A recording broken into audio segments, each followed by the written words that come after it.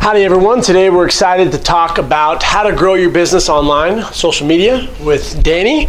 She is the co-owner of Show Up Management, so we're really excited to have her today. She's done a lot of great things for Show Up Fitness. We've grown our online from 500 last year to almost 6,000. We almost get that swipe up option we're excited about. I give her a lot of credit for that. So she's a genius when it comes to optimizing your social platforms. So let's hear what she has to say. All right, put this on. We will get this, the other stuff fixed. Setup will be even better. Let's see. Next time. So let's talk about 5 ways to grow your business, Danny. Perfect. So we're talking about 5 ways you can utilize social media to grow your online business. The first thing, and this I think is a big mistake for a lot of people, they're trying to promote everything. So day one, they get into the training business, they decide they're going to become a trainer, they want to do an ebook and a guide and online coaching, and they want to have in-person clients, and they want to have clients who they train in their home, and they want to have, group challenges, which is great. It's good to have big goals, but you have to kind of initially really focus on your one main product. So if that's in-person training,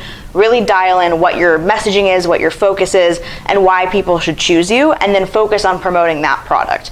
The biggest thing is whatever you choose, whether it's an ebook, online coaching, group coaching challenges, in-person training, you need to talk about it all the time. Even if it feels like it's annoying or it feels like it's too much, more is better. So Chris and I have talked about just when you have a product, constantly talking about it. Because especially with Instagram, people may never see your story. They may see it once a week. The algorithm changes all the time. Sometimes I see the Show Up Fitness posts all the time, and then I won't see them for 3 days, and then I'll see them every day, and then I won't see them for 5 days.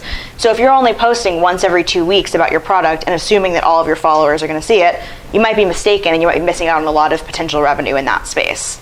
So we learned a lot from that one, because if you'll notice in the Show Up, the main page, which has 12,000 followers, and the one that has 6,000, there's always at least a study guide or an online within the 24 hours.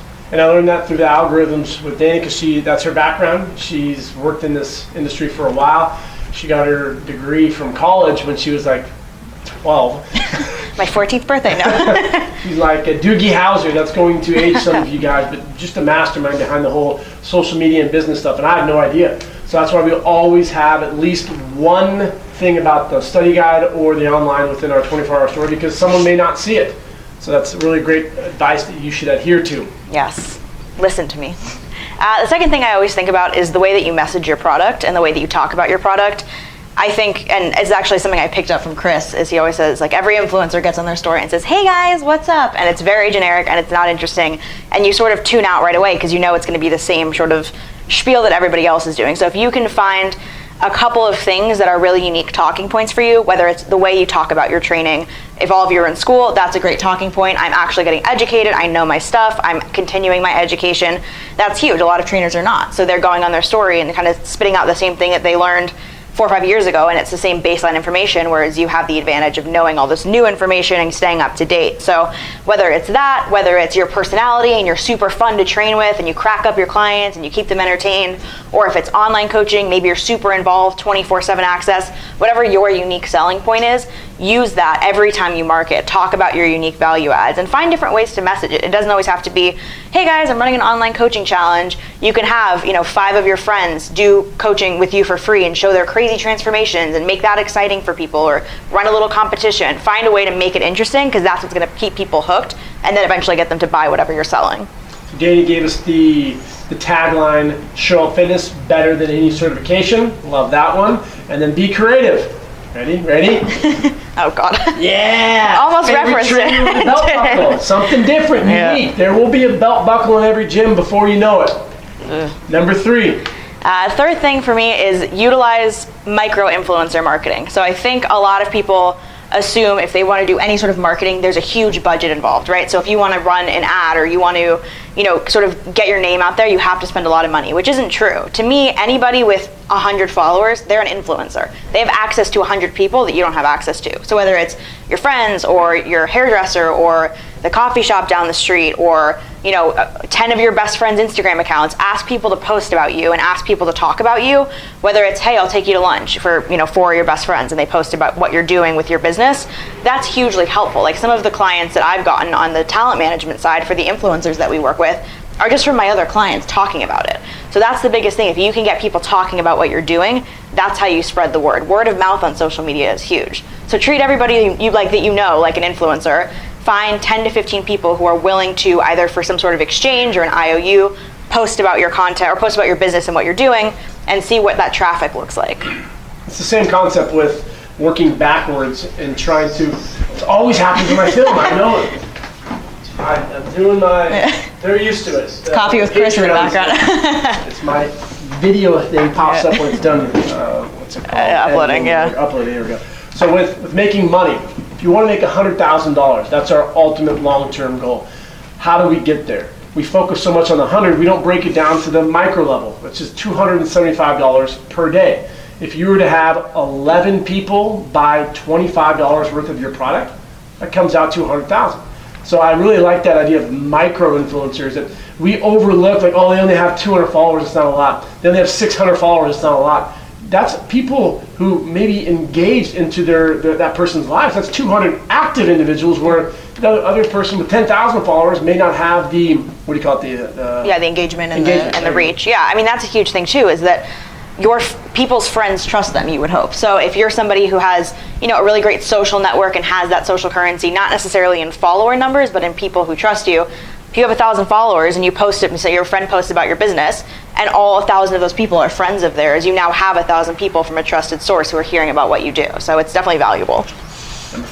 Number four, diversify your platforms. This is a lesson that I've learned through a lot of my clients, which is a hard lesson and good to know early on. So most of the clients that we work with on the management side are YouTubers and Instagrammers. And that's, for a long time for me, like, that was it. That was what I worked with. Honestly, it was 99% YouTube for me very early on.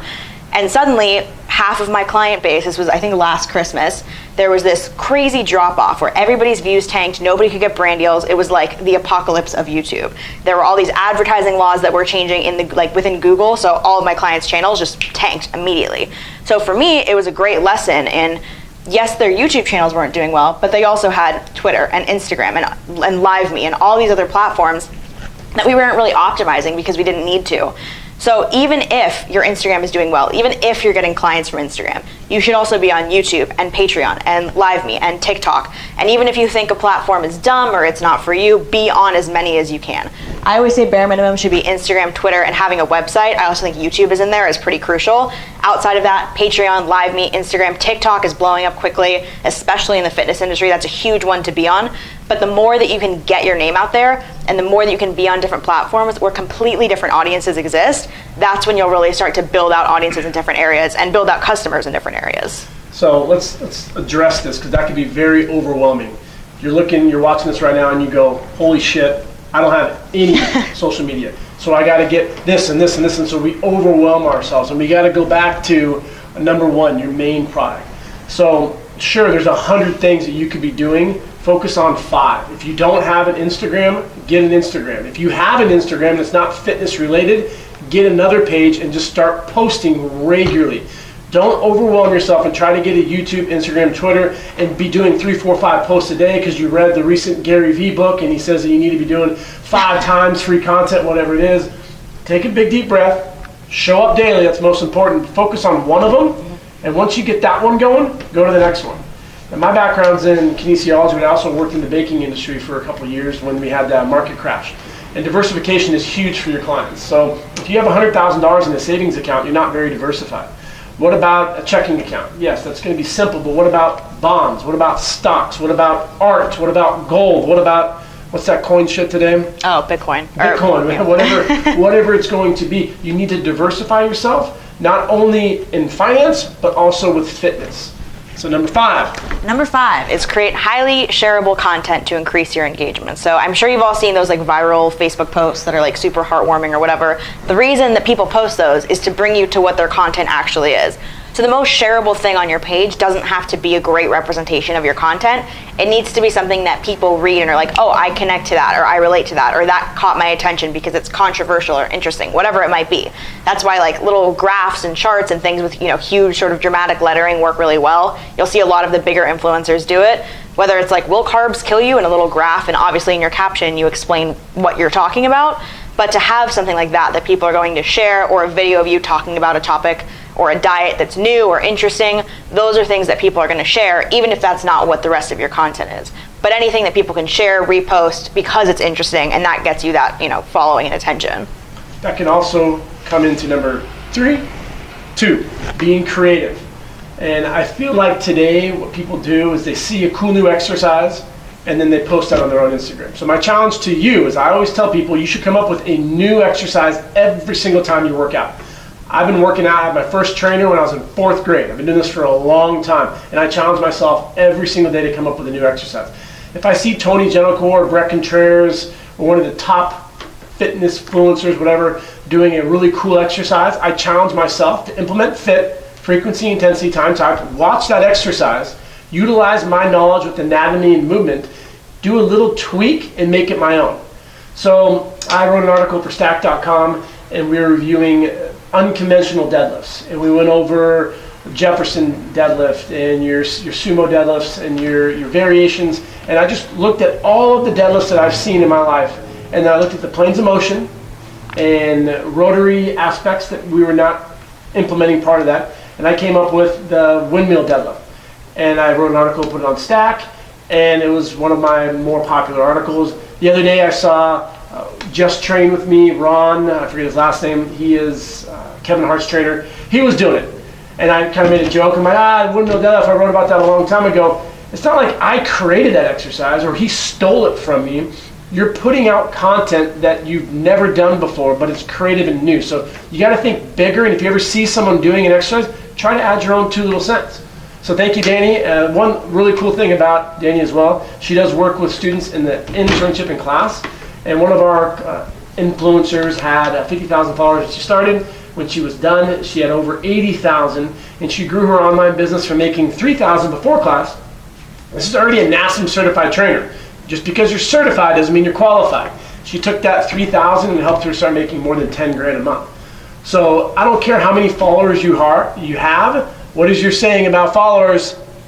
Turn your followers into dollars. That's the way to do it. There you go. So thank you, Danny. Hope you guys learned some stuff. The 5 ways to help optimize your social media and your platforms.